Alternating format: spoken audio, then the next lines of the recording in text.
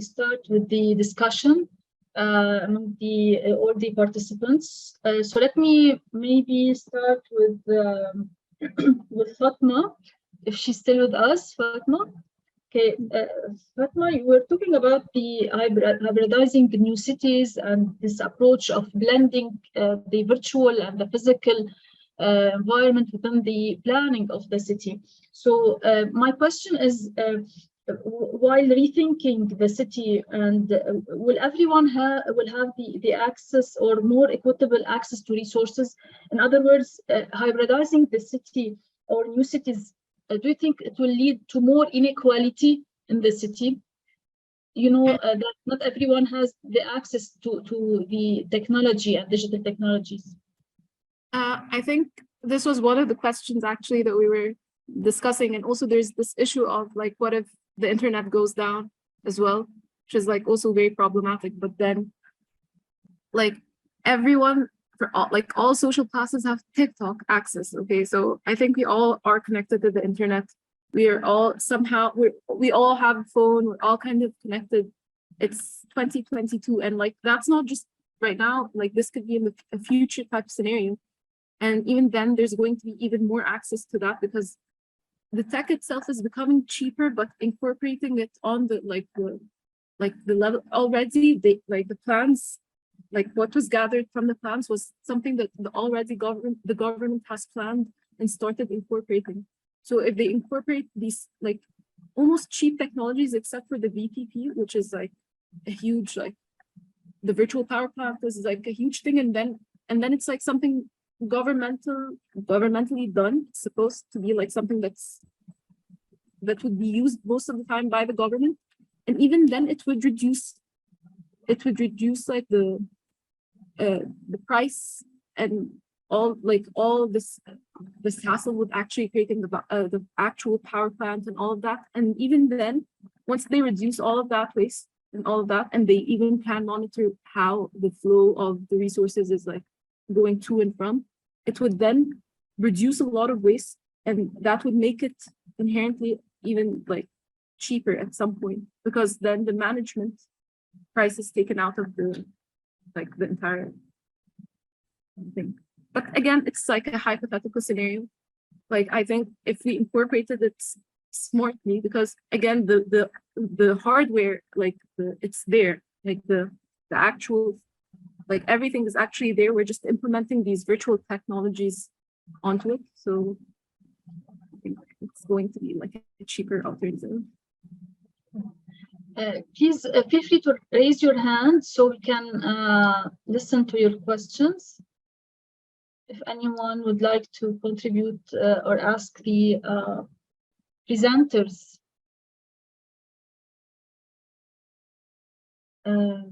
So maybe I can ask also Suedanur. Are you still with us, Suedanur? Let's wait, I guess. Yes, she's. Can you, Suedanur, can you hear me?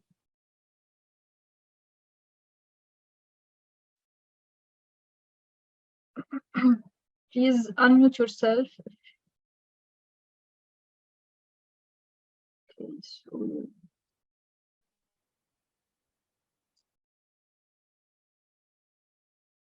waiting for Sweden to listen to my question. So meanwhile, anyone would like to ask the participants?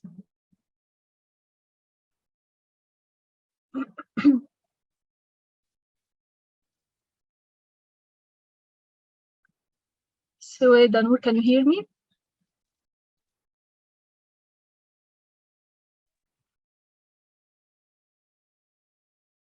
Yeah, I'm sorry. Okay, great. So, Danur, in your paper about the gamification of urban planning, this I think that the methodology and the application and this game environment of experiencing the city is interesting. But I was wondering if I mean, the process of the games and the steps from level to another level were limited to some very small intervention in the city. And if it's mainly related to the raising awareness of the users or the users in this virtual environment. But I was wondering if your aim is to raise awareness about energy efficiency. There's other parameters like in the city that can impact the energy use or carbon emission, like the urban form itself, mainly the relation between the job and the residents and the commuting time, even the local climate condition of the city.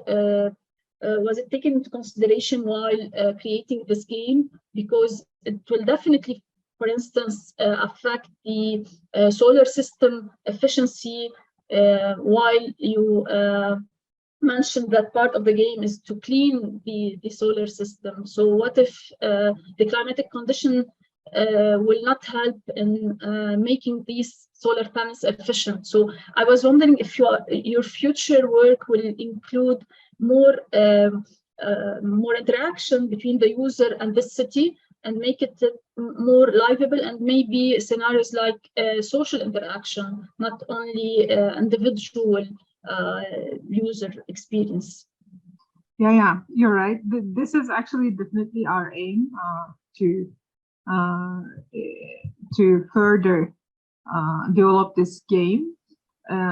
We simply try to create a strong relationship among city data with the user and by using VR game scenarios. But in the future, I believe that as a serious game, this can go anywhere. As we collect the data, we can use it for different purposes, as you say. And thank you for your contributions for our study.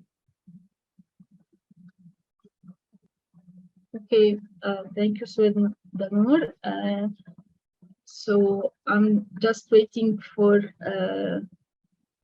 more participants to ask, or attendees, if you'd like to contribute by asking the participants of these 4 interesting papers. Sema, would you like to add for your work, or just give us some hint of your future work on the augmented reality-based user interface?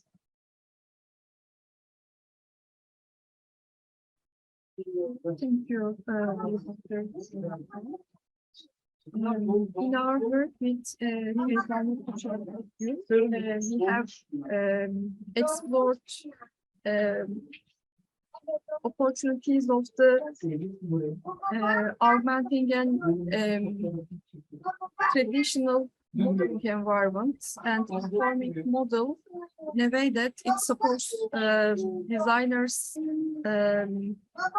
at this time, not creativity, but maybe in the near future, we will be focusing on the relationship of the augmented interfaces and their potential contribution to the designer's creativity in design process, especially in earlier phases of design.